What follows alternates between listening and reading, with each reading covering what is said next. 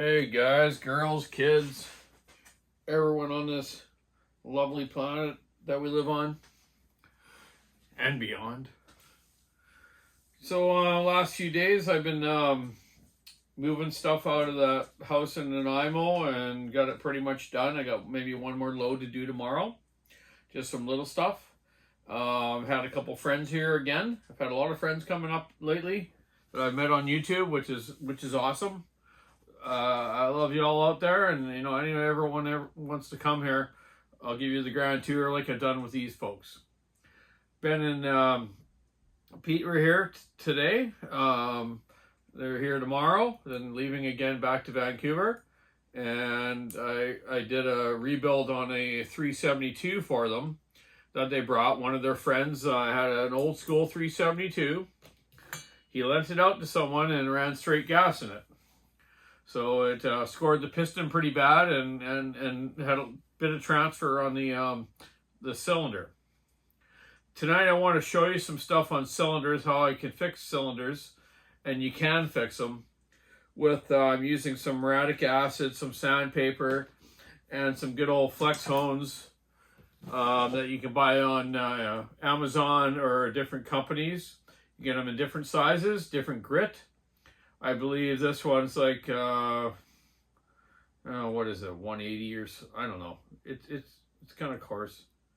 But I also got this apparatus I had for my dad. For years we had this at the shop. And it's a snap-on honing gauge. Honing tool, I should say, fixture. And you can put sandpaper strips on here, different grits, obviously, right? Pretty cool unit, man. You know, most of them have the stones, right? But this thing, we've always had the sandpaper on, and I'm just going to fix it up a little bit. It's kind of falling apart a little bit, getting a little loose. Some of the screws are kind of protruding. I'm just going to give it a little bit of a tune-up and keep using it for many more years. Me and my dad used this for years. Great hone, man. Ball hones are great too, but some of them are a little bit coarse. I kind of like the finer ones for chrome cylinders, especially on the chainsaw ones. But this saw that I'm talking to you about, I believe the man's name is Vincent. Yeah.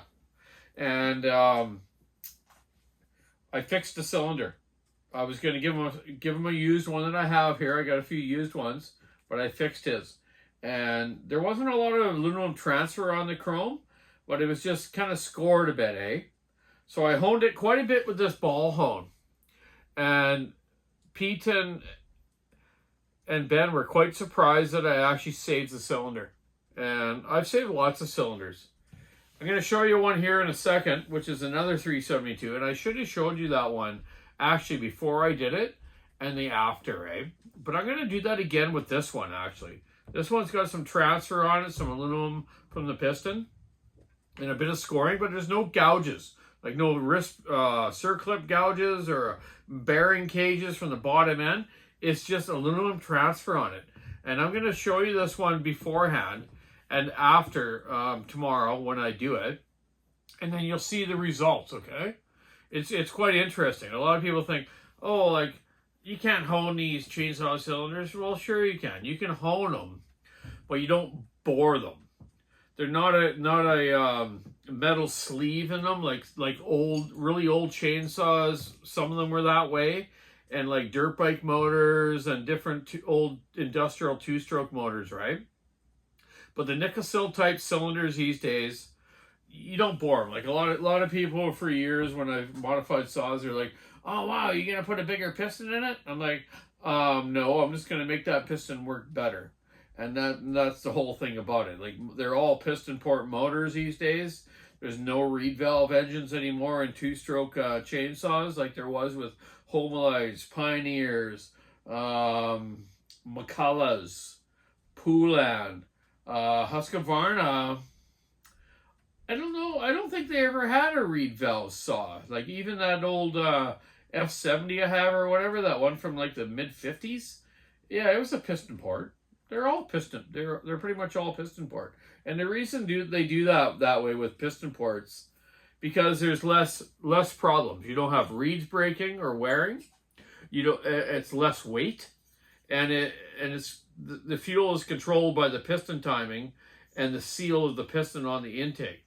So that's why when you're porting or doing any kind of saw mods, if you're just learning, never go on a piston port intake and make it wider to a certain point. You never want to make it wider than the piston skirt of the piston, obviously, or it's not going to seal. It's like having a broken reed in a reed engine or a broken disc in a rotary valve engine of a two-stroke.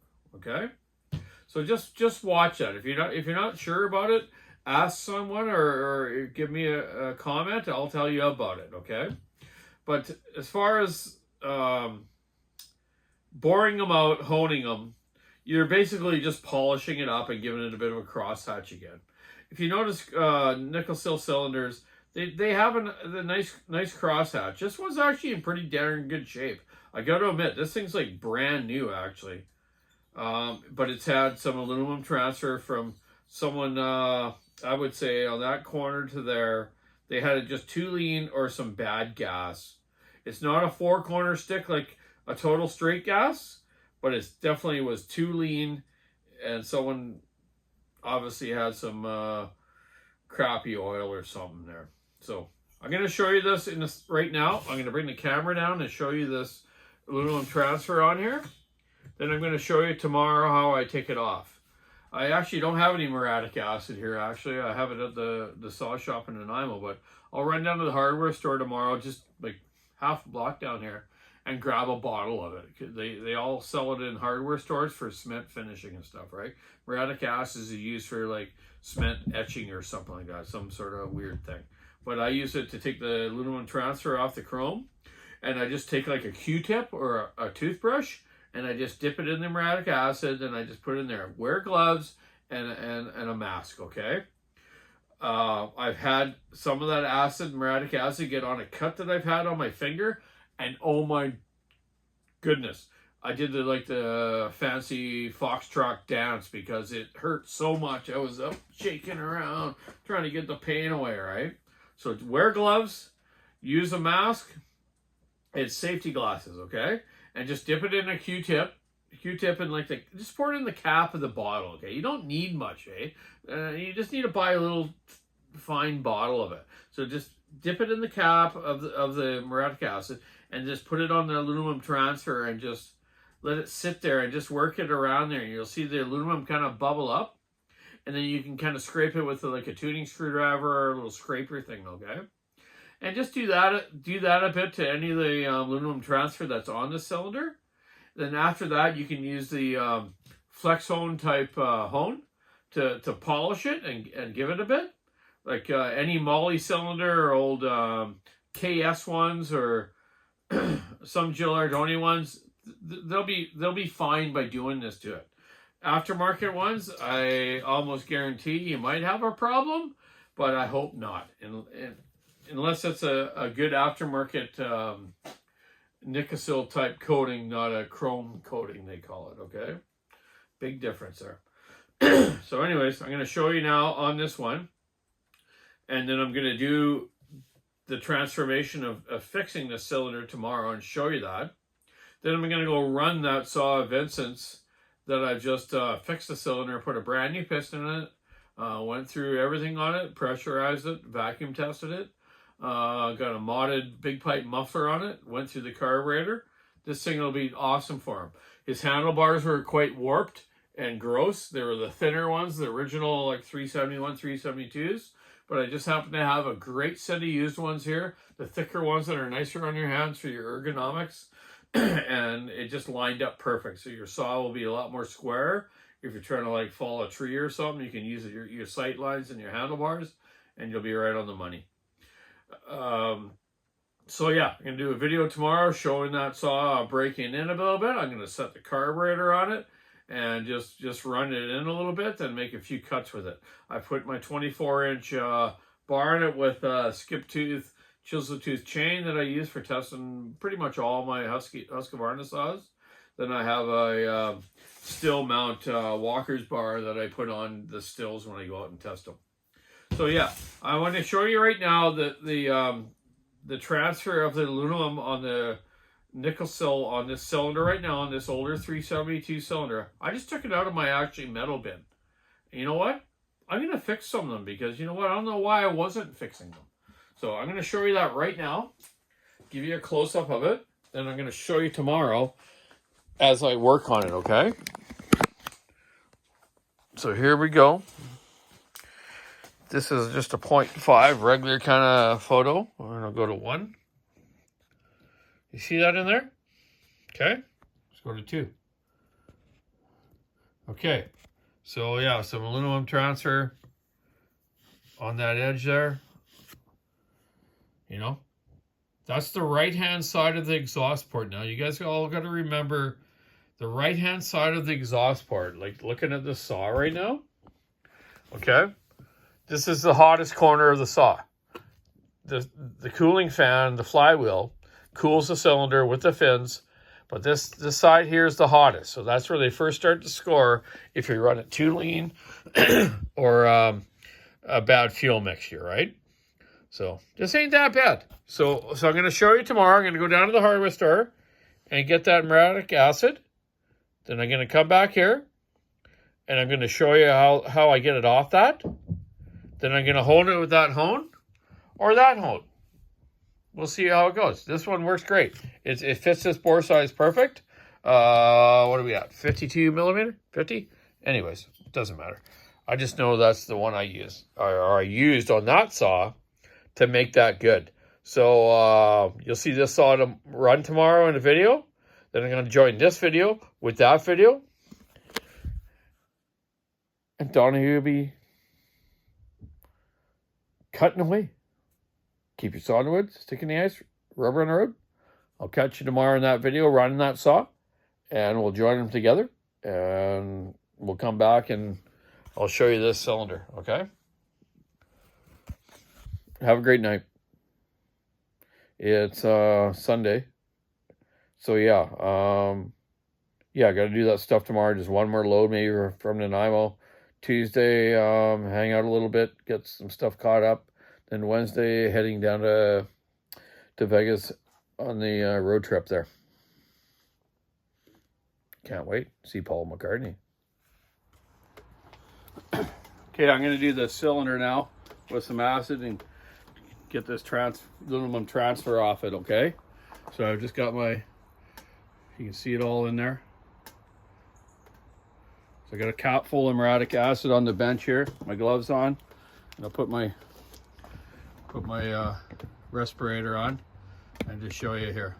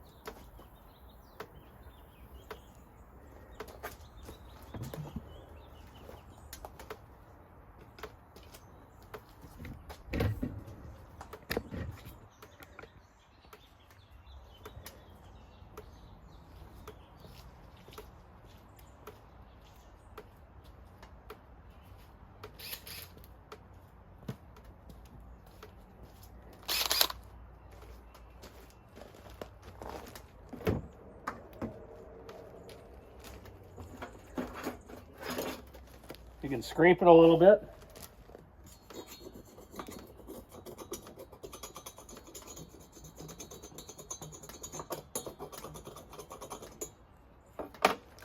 Now we're going to hone it.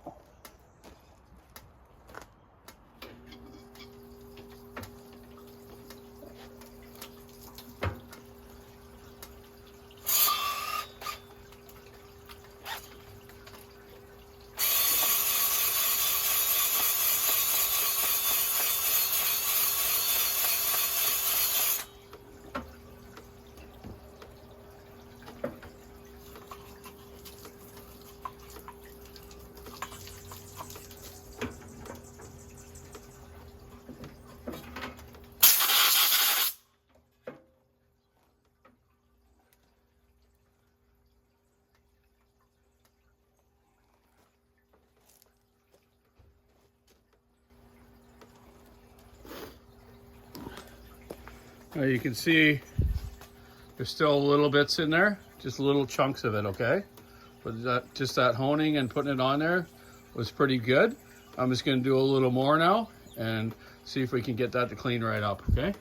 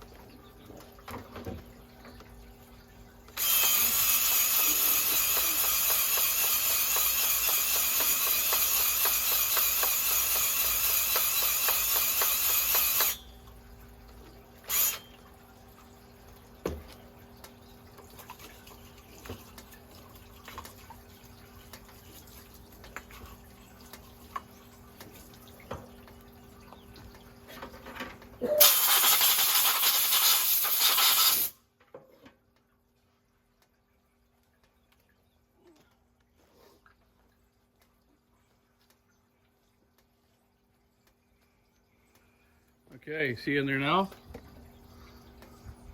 Not bad, eh? Just a couple little marks in there now. Like very little, just a little bit in there now. I can probably just hone it a little bit more. It'll probably be okay. I don't see any aluminum transfer in there anymore. So we'll just hone it just a tad more and let's see what it looks like.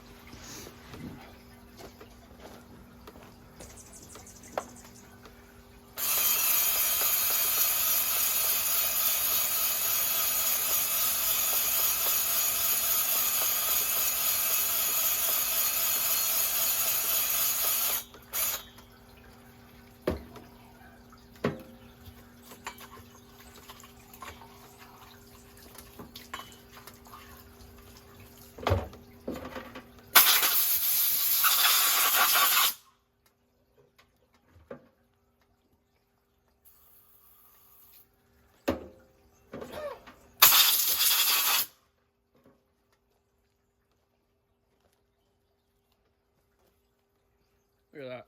Fixed. Hey? Look at that. Nothing wrong with that. There's a little droplet on there, but that's just water. Hey? That's usable now. No problem putting a new piston in this and reusing it.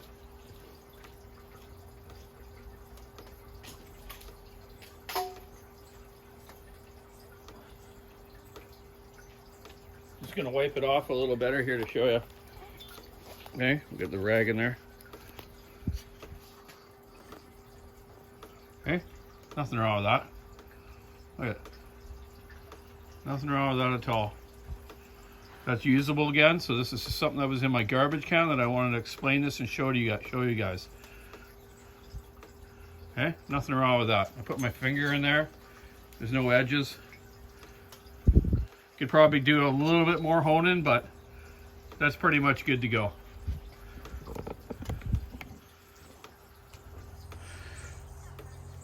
So like I said, you can save a lot of cylinders this way by using that muriatic acid.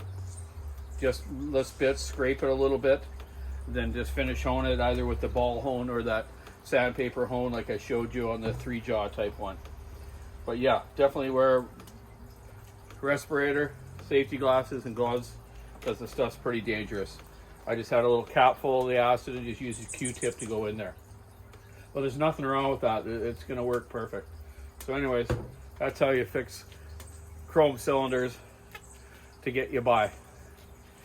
It'll still work just as good almost as new. So you try to do that with an aftermarket one and it probably would just peel away and be destroyed, but they're cheap, so it's no big deal, right? But in OEM ones, you can save a lot of them this way and save you some money and get your saws going again for you. Have a good day.